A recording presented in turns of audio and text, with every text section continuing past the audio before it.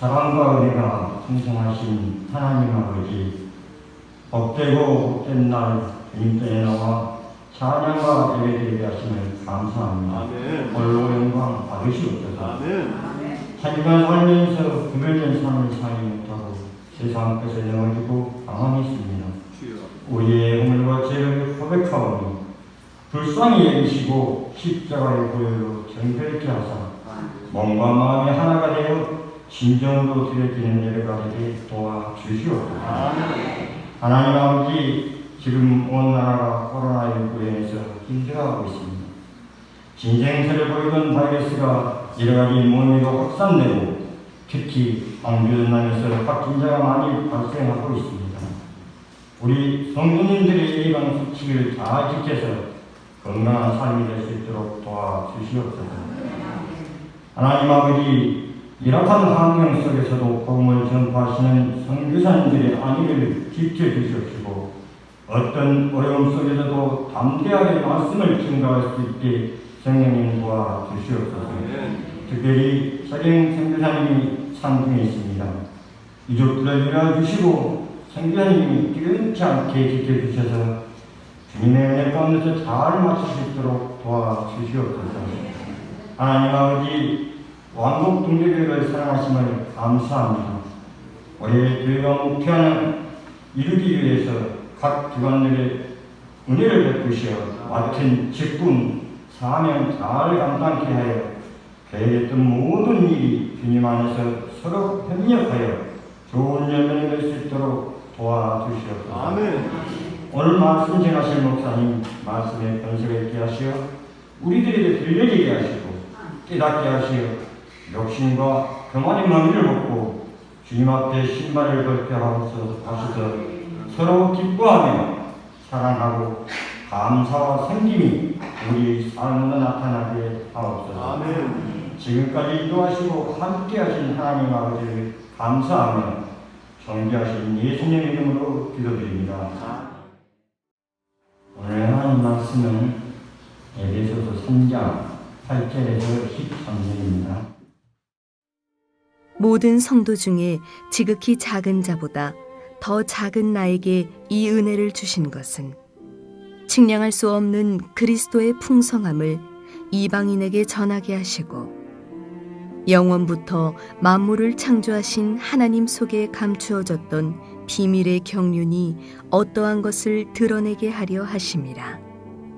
이는 이제 교회로 말미암아 하늘에 있는 통치자들과 권세들에게 하나님의 각종 지혜를 알게 하려 하심이니 곧 영원부터 우리 주 그리스도 예수 안에서 예정하신 뜻대로 하신 것이라.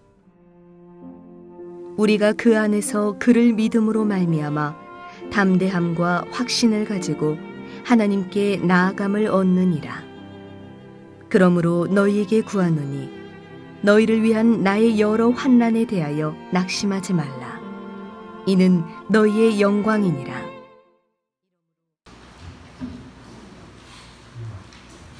주간 잘 보내셨나요?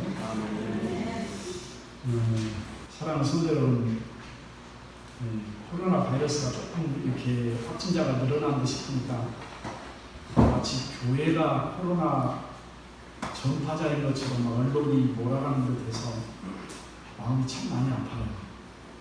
아무래도 사람들 많이 모이는 곳이니까 조심하자는 의미로 받아들인다 할지라도 제가 그저께 저녁 시간에 운동하려고 혁신부시 나가봤는데 마스크 쓰고 따로따로 앉아서 밥 먹는 사람 한 사람도 못 봤어요. 정말 난리도 일어나고 카페들 마다 사람들이 발을 나가요. 그런데 늦게 광주에 있는 일곡중앙교회 30주년 기념행사하면서 그날 하루 만에 800명이 모여가지고 함께 잔치를 해가지고 그것도 그 리취에이라고 하는 이상한 그 다단계에 참석했던 할머니가 분이 참석해가지고 그래가지고 이게 전파가 됐는데 대한민국 모든 교회가 코로나 전파자의 원상인 것처럼 막 그렇게 몰아가니까 종교 탄압을 하자는 건지. 어제 제가 뉴스를 보고 있는데 아니 박원순 그 장례식장에 사람을 그렇게 몰려도 되나? 라고 생각이 들더라고요. 여러분, 교회 다니는 걸 마치 큰 잘못이나 하는 것처럼 그렇게 죄의식을 가질 이유가 없습니다. 이 시간에 예배 참석 안 한 게 죄의식을 가져야 되는 거지. 너무 위축되거나 교회 다니는 게 뭐 죄지은 것처럼 그렇게 죄의식을 갖거나 그래서는 안 되는 거죠. 자, 오늘 본문 말씀 보면 에베소서 3장은 3장 1절 말씀부터 13절 말씀까지가 바울이 감옥에 갇혀있는 현실 속에서 13절 말씀에 성도들로 하여금 낙심하지 말아야 될 것을 공부하시는 말씀입니다. 자, 그러니까 바울이 지금 감옥에 갇혀있는 상황 속에서 성도들로 하여금 낙심하지 말아야 될 걸 권고하는 말씀인데 왜 낙심하지 않아도 되는 건지에 대해서 설명하는 내용이 2절 말씀부터 12절 말씀까지예요. 자, 바울은 자기가 감옥에 갇힌 일에 대해서 성도들이 낙심하지 말아야 될 이유를 설명을 하는데 자신이 하나님의 복음의 비밀의 계시를 받은 일꾼이기 때문에 그렇다고 말씀드렸고, 복음의 일꾼이 되어 고난을 받는 일은 부끄러워할 일도 아니고 낙심할 일도 아니고 그리고 영광스러운 일이다라고 그렇게 말씀을 하고 있는 겁니다. 일단 8절에 있는 말씀을 좀 보시는데 제가 읽을 테니까 여러분은 눈으로만 좀 보십시오.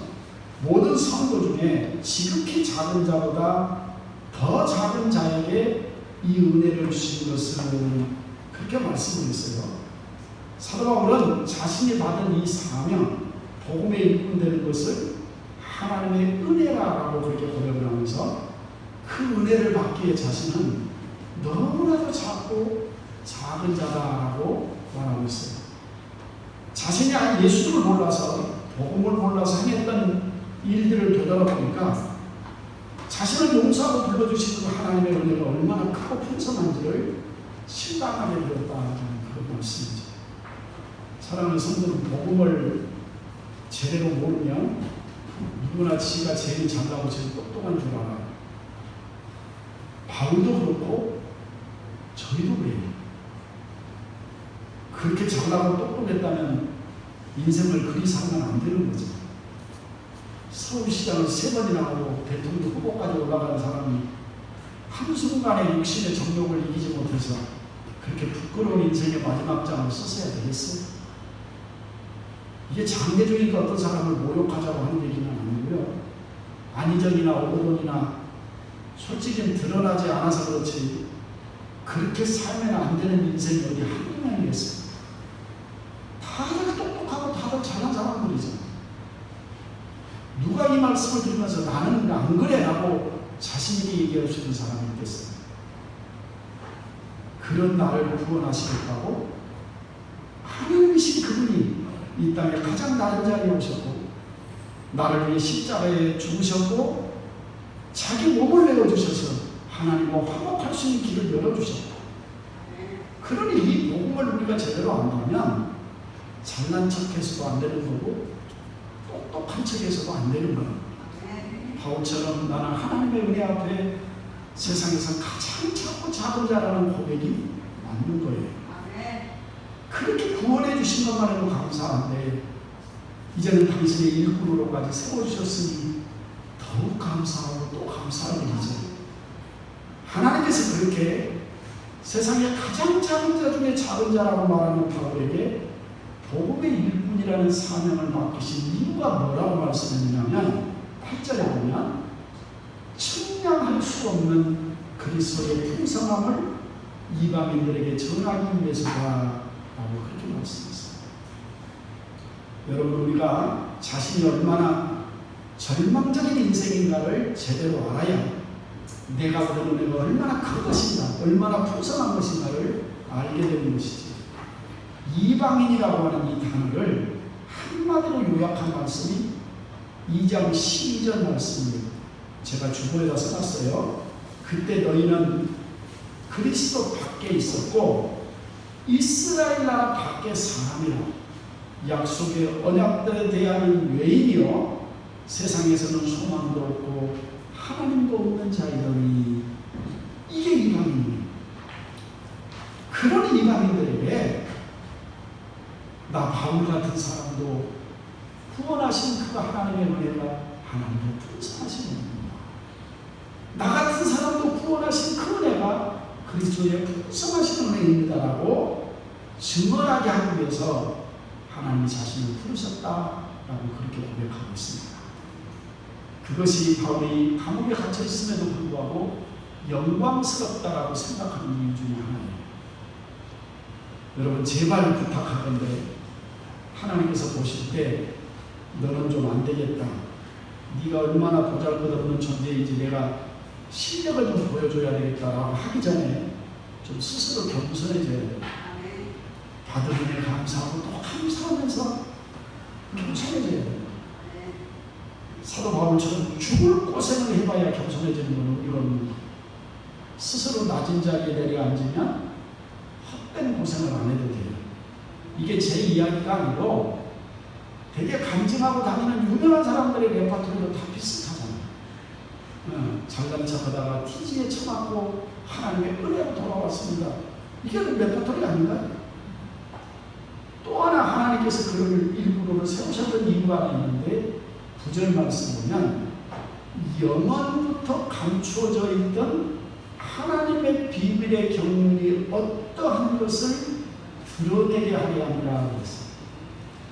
그 하나님의 비밀의 경륜이라는 게 뭐냐면 6절 말씀인데 일단 우리가 3장 5절 말씀부터 잠깐 좀 보죠. 5절의 말씀에 이런 말씀이 나와요. 이제 그의 거룩한 사도들과 선지자들에게 성령으로 나타내신 것 같이 다른 세대에서는 하나님의 아들들에게 알리지 아니했다라는 말씀입니다. 그 거룩한 사도들과 선지자들에게 성령으로 나타내신 것 같이 다른 세대 사람들에게는 그 복음의 비밀을 알리지 않으셨다는 거예요. 그러니까 성령 받은 사도들과 선지자들에게만 알리셨다는 얘기죠. 여러분 그 오랜 세월 유대인들은 성경책을 끼고 살았지만 그 성경 속에서 영생의 진리를 찾지도 못했어요. 이유가 뭡니까? 예수님을 못 만났고 예수님을 믿지 못해서 그런 거예요. 성경을 우리로 하여금 성경을 알고 깨닫게 하신 분이 성령님이신데 그 성령은 예수님을 구주로 믿고 고백하는 사람에게만 보내주시거든요. 성령이 그런 사람 속에 오셔서 이 복음의 비밀을 깨닫게 해주셔야만 우리는 복음을 알 수가 있는 거예요. 실력이 뛰어나고 공부를 많이 하고 똑똑하다고 복음을 아는 게 아니라고 합니다. 그러니까 아무리 성경을 365일 끼고 살아도 예수님을 믿지 않으면 그 성경은 그 사람에게 영생의 진리가 되지 못하는 겁니다. 이거 제가 만든 얘기가 아니고 예수님께서 친히 하셨던 말씀이에요. 오늘 복음 말씀 좀 적어놓으시고 여러분 요한복음 5장에 있는 말씀을 조금 가보세요. 요한복음 5장에 보면 35절 말씀 보면 예수님께서 세례 요한에 대한 얘기를 하십니다. 5장 35절에 요한은 켜서 비추이는 등불이라 너희가 할 때 그 빛에 즐거이 있기를 원하였거니와. 세례 요한이 와서 복음을 말씀을 전하기 시작하니까 그 시대 사람들이 그를 뭐라고 생각했어요? 이 진리의 등불이라 그렇게 생각을 하고 조금이나 그의 말을 듣고자 애썼다는 거예요. 그런데 36절에 보면 내게는 요한의 증거보다 더 큰 증거가 있으니 그렇게 말씀을 해요. 누구 얘기를 하는 거예요? 예수님 당신 얘기를 하시는 거예요. 그러면서 예수님이 행하신 모든 표적들, 예수님이 행하신 모든 역사들은 누가 하신 역사냐 했더니 아버지께서 내게 주사 이루게 하신 역사, 곧 내가 하는 그 모든 역사가 아버지께서 나를 보내신 것을 나를 위하여 증언하는 것이라 그렇게 얘기했습니다. 그러니까 예수님이 오셔서 행하신 표적이 엄청 많잖아요. 근데 그 표적의 목적이 뭐냐? 근데 표적의 목적은 성경에 나타나 있는 모든 표적의 목적은요, 예수님은 하나님이 약속하셔서 보내주신 바로 그분이라고 하는 걸 증언합니다. 하나님이 보내신 그 아들이라고 하는 것을 증언하는 게 표적의 목적이었다는 거예요. 37절 말씀을 보면 나를 보내신 아버지께서 친히 나를 위하여 증언하셨다. 뭘로? 표적을 나타내 보여주심으로, 그리고 세례받은 자리에서 친히 말씀해 주심으로. 그런데 참 놀라운 건 그 뒤에 말씀 보면 37절 보세요. 너희는 아무 때도 그 음성을 듣지 못하였고 그 형상을 보지 못하였으며, 38절 그 말씀이 너희 속에 거하지 아니한다. 이유가 뭐냐? 이는 그가 보내신 이를 믿지 아니함이라 그랬어요. 자, 여러분 보세요. 그러니까 그들은 성경을 수천 년 듣고 살았다. 그런데도 불구하고요, 그 누구도 하나님의 음성을 들은 사람이 없고 하나님의 형상을 본 사람도 없고, 그리고 하나님의 말씀이 그 속에 있지 않다는 이유는 뭐냐 그랬더니 하나님을 보내신 그를 믿지 않느니라. 그리고 그 뒤에 보세요. 39절에 보면 너희가 성경에서 영생을 얻는 줄로 생각하고 성경을 연구하거니와, 성경을 부지런히 연구하는데 영생의 길을 찾지를 못했어요. 이유는 성경이 내게 대하여 증언하는 것이라. 그러나 너희가 영생을 얻기 위하여 내게 오기를 원하지 아니했다. 그렇게 말씀하죠. 그렇죠? 그러니까 그들이 손에 들고 있던 성경은 예수님에 대해서 증언하는 말씀이었고, 근데 예수님을 믿지 않으니까 그들은 성경을 그렇게 죽기 살기로 연구를 하는데 뭘 찾지 못해요. 영생의 길을 찾지를 못하더라고요. 그렇죠?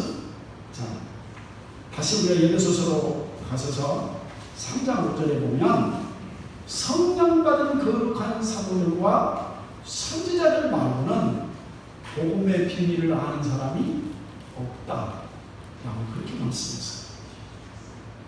그리고 오늘 10절에 있는 말씀을 보면 이는 이제 교회로 말미암아 하늘에 있는 통치자들과 권세들에게 하나님의 각종 지혜를 알게 하려 하시니, 그렇게 말씀합니다. 자, 5절 말씀과 좀 비교가 되는 말씀입니다. 이제 교회로 말미암아 하늘에 있는 통치자들과 권세들에게도 하나님의 각종 지혜를 알게 하겠다라는 말씀입니다.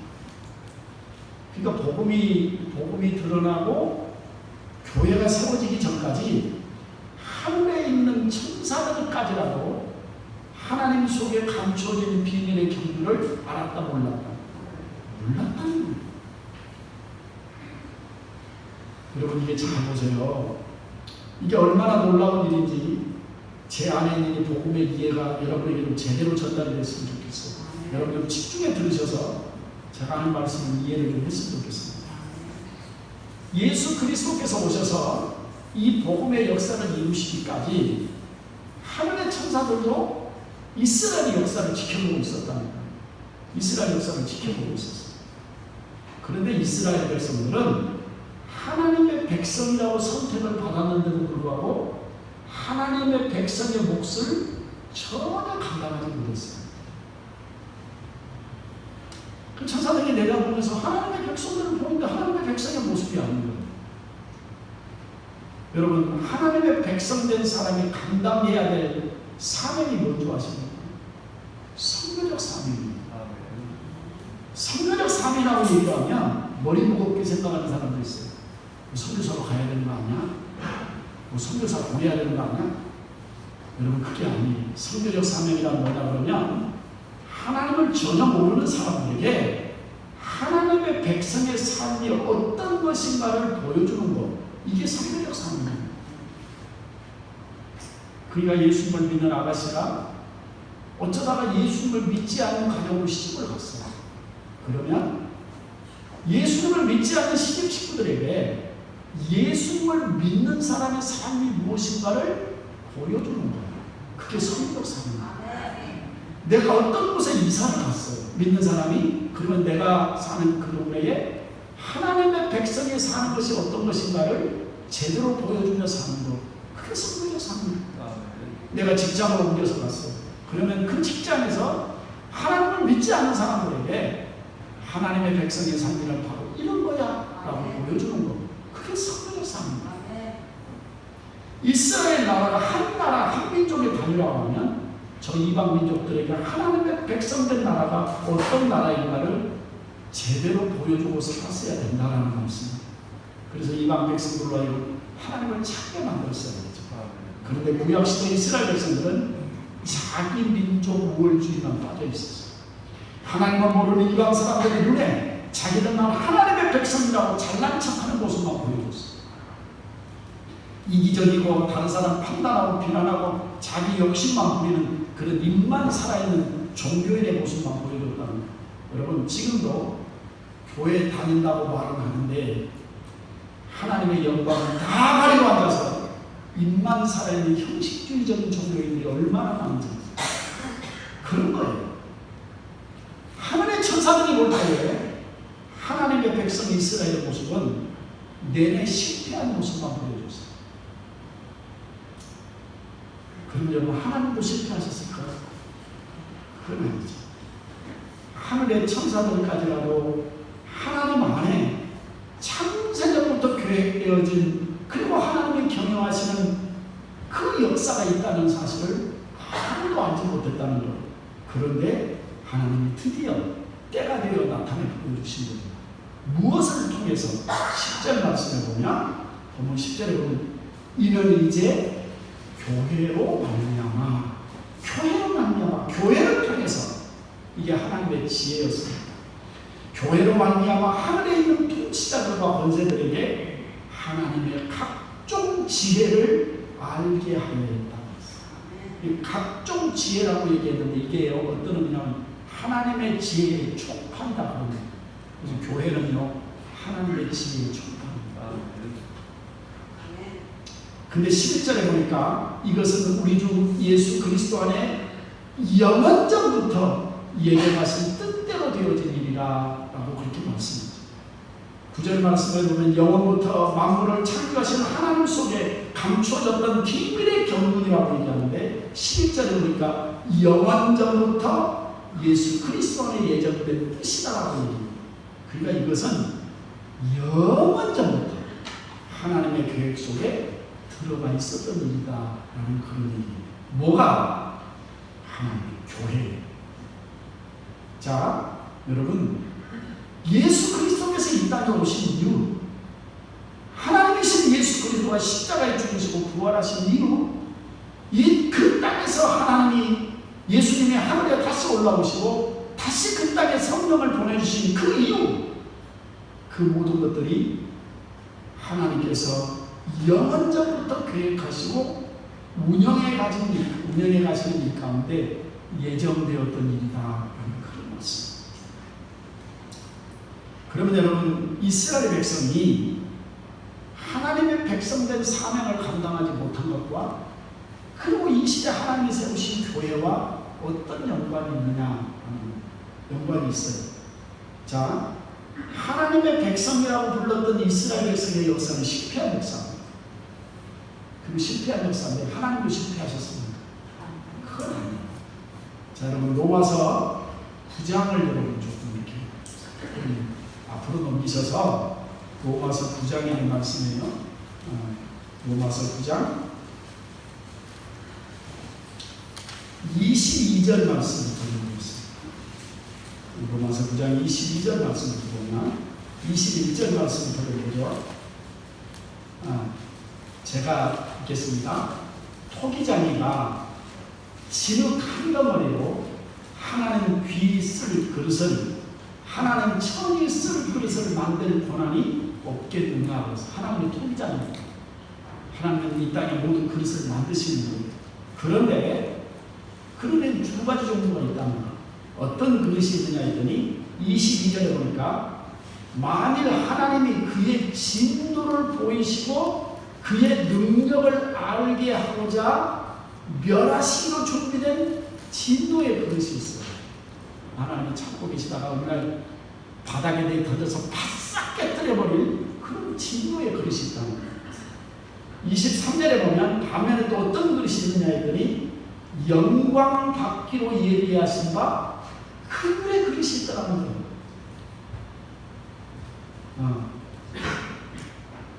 그리고 24절 보니까 이 그릇은 우리니 그랬어요. 이 그릇은 우리니 유대인 중에서 뿐만 아니라 이방인 중에서도 부르신 자니라 그렇게 말씀드려요. 이 땅에 수많은 인생들이 살고 있는데 그 인생들 중에는 두 가지 그릇이 있다는 거예요. 하나님의 진노의 그릇이 아니고 하나님의 긍휼의 그릇이 있다는 거죠. 진노의 그릇은 깨뜨려버리심으로 하나님의 능력을 보여주시는 그릇이고,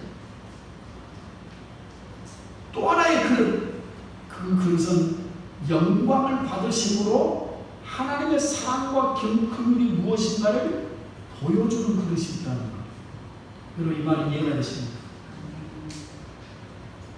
둘 다 하나님의 실력을 보여주시는 그릇이에요. 그럼 여러분은 어떤 그릇이 되기를 원하십니까? 하나님의 오래 참고 계시다가 난 도저히 안 되겠다 싶어서 깨뜨려버리는 진노의 그릇입니다. 하나님이 불쌍히 여기셔서 당신의 사랑을 나타내 보이시는 영광의 그릇이 있다는 거예요. 그러면 이스라엘 백성들은 도대체 어떤 그릇이었느냐? 하나님이 오래 참고 계시다가 내 던져 깨뜨려버리는 그릇이 있어요. 그러면 이스라엘 백성이라고 다 진노의 그릇이었느냐? 아니, 그렇지 않아요. 그럼 이방 사람이라고 다 진노의 그릇이냐? 그게 아니에요. 25절, 26절 말씀 보면 호세아의 그래도 이르기를 내가 이누야, 거기 앉아 졸지 말고 조금 이렇게 좀 해줬으면 좋겠어. 25절, 자, 호세아의 그래도 이르기를 내가 내 백성 아닌 자를 내 백성이라 사랑하지 아니한 자를 사랑하는 자를 부르리라. 너희는 내 백성이 아니란 그곳에서 그들이 살아계신 하나님의 아들이라 일컬음을 받을 것이야. 그리고 27절 말씀 보면 이사야가 이스라엘에 관하여 외치되 이스라엘 자손들의 숫자가 비록 하늘의 모래처럼 많다 할지라도 남은 자만 구원을 받으리라. 이렇게 말씀해요. 그리고 28절에 보면 주께서 땅 위에서 이 말씀을 읽고 속히 시행하리라 하셨느니라 그렇게 말씀해요. 우리가 제대로 이거 이해를 하려면 11장까지 다 봐야 되는데 그럴 시간이 없습니다. 여러분, 예수 그리스도를 이 땅에 보내셔서 인간이 땅에서 짓는 모든 죄를 속량하시고 하나님과 화목할 수 있는 문을 열어놓으시고, 그리고 이 땅에 성령을 보내셔서 하나님이 세우신 게 뭐냐? 교회입니다. 여러분, 교회는 예루살렘 성전이 아니에요. 예루살렘 성전은 유대인 아닌 사람들은 아무도 믿을 수가 없었다. 같은 이스라엘 땅에 살고 있다 할지라도 사마리아 사람 역시도 예루살렘 성전에 들어갈 수가 없었어요. 그런데 예수 그리스도께서 오셔서 이루신 그 생명의 복음으로 말미암아 성령 안에 뭐가 세워져요? 하나님의 교회가 세워져요. 이방 땅 곳곳에 성령으로 교회가 세워졌어요. 근데 교회는 누구라도 예수 그리스도의 이름을 부르는 사람, 그를 믿는 사람들은 들어갈 수가 있어요. 그리고 하나님을 아버지라고 부를 수 있는 하나님의 상속자가 되어지는 거예요. 에베소서 오늘 본문 말씀 3장 12절 말씀을 보면 같이 한번 읽어볼까요? 12절 말씀. 3장 12절 시작. 우리가 그를 믿음으로 담대한 말씀을 하나님께 나아가는 이게 교회예요. 이게 교회. 그 안에서 그를 믿음으로 말미암아 담대함과 확신을 가지고 하나님께 나아가는 거예요. 이게 교회, 하나님의 세우신 교회의 비밀입니다. 그 안에서 예수 그리스도 안에서 예수 그리스도를 믿음으로 말미암아 이방인 되었던 사람이 하나님의 백성이 되고 하나님의 상속자가 되는 길이 열렸다는 것. 이런 놀라운 일들이 하나님의 예정된 경륜 속에 감춰져 있었는데 이제는 천사들까지라도 이제 그것을 알게 되었다라는 그런 것입니다.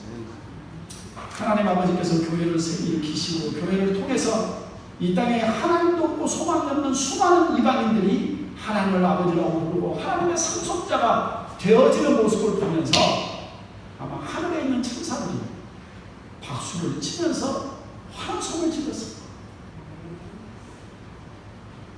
아, 하나님 아버지가 그의 가신 일이 바로 이것이야. 아하, 이런 일들을 계획하고 진행해 가셨구나 라고 하는 걸 깨닫고 박수를 치면서 하나님 앞에 찬송을 올렸습니다. 그래서 예수님은 그걸 알아서 뭐라고 한 줄 아세요? 한 마리의 잃어버린 양을 찾았더니 하늘에 있는 존재들이 다 기뻐한다. 환호성을 칩니다. 여러분, 일단 하늘에 있는 천사들이 뭘 알았느냐면 교회가 하나님의 지혜의 경륜이고 하나님의 지혜의 촉판이었다는 사실을 알았습니다. 일단 좀 여러분 믿읍시다. 뭘 믿느냐면 첫째로 하나님이 하시는 일은 실패가 없으시다. 두 번째, 우리가 지금 비록 이해하지 못한다 할지라도 하나님 안에 예정되어진 놀라운 비밀들은 지금도 진행 중이라는 사실을 믿으셨습니다. 세 번째로, 지금 우리가 다 알고 이해하지 못하지만 언젠가는 다 알고 이해하면서 박수를 칠 날이 올 것이라는 사실을 믿으셨으면 좋겠습니다. 그런 놀라운 일들이 세상에서 가장 작은 자라 불렀던 바울을 통해서 그 역사를 이루어 가시고, 바울은 그 역사에 쓰임을 받고 있으니 내가 비록 고난을 당하고 옥에 갇힌다 할지라도 그것은 결코 부끄러운 일도 아니고 낙심될 만한 일도 아니고 오히려 그것은 영광스러운 일이 된다라고 그렇게 말씀합니다. 마지막으로 교회는 하나님께서 영원전부터 계획하신 모든 하나님의 지혜의 촉판, 결국 하나님 천지를 창조하신 하나님께서는 교회를 통해서 하나님 당신이 계획하고 꿈꾸시는 일을 완성해 가실 거예요. 그리고 우리는 이 모든 일을 마친 후에 예수 그리스도 안에서 예수 그리스도를 믿음으로 말미암아 담대함과 확신을 가지고 아버지 앞에 서게 되는 날을 보게 될 것입니다. 기도하겠습니다. 자비롭고 거룩하신 아버지, 세상에 가장 미련하고 멍청해서 하나님의 교회를 대적하고 하나님을 모르고 내 멋대로 살아온 인생을 살았던 저희들이, 그런 저희들을 자기 아들의 핏값을 주고 구원해 주신 것만 해도 감사합니다. 다시 불러 하나님의 교회의 일꾼으로 삼으시고 그 하나님이 진행하시는 역사를 쓰여질 수 있게 해주시니 감사하고 또 감사합니다. 아버지 하나님, 보시옵소서. 실력이 없어도 능력이 없어도 말을 잘 못해도 내가 하나님이 진행하시는 역사의 중심에 서 있다 생각하면 세상에 이 은혜보다 감사할 게 어디에 있겠습니까? 참으로 감사합니다. 참으로 감사합니다. 보시옵소서. 세상에 잘나고 똑똑하다고 하는 사람들, 하나님 몰라서 인생을 지금도 그렇게 살아가고들 있습니다. 아버지, 우리를 더욱 겸손하게 하시고 하나님의 은혜 아래, 다시 한번 하나님의 은혜 아래 살아가는 저를 되어지게 하옵소서. 그 놀라운 비밀을 교회를 통해서 알리시고 교회가 하나님의 지혜의 촉판이었다는 사실을 천사들도 알게 하신 아버지, 교회를 통해서 하나님의 놀라운 복음의 비밀을 알리시고 연약하지만 그 교회를 통해서 지금도 하나님의 역사를 창조해 가고 계시는 하나님이신 줄 믿습니다. 그리고 그 안에 우리가 있습니다. 우리 모든 역사 마침에 예수 그리스도 안에서 그를 믿음으로 말미암아 담대함과 확신을 가지고 아버지 앞에 서게 될 날이 올 줄로 믿습니다. 아멘. 그 믿음으로 사는 저희들 되어지게 하옵소서. 예수님의 이름으로 감사를 간절히 기도 올립니다. 아멘. 아멘.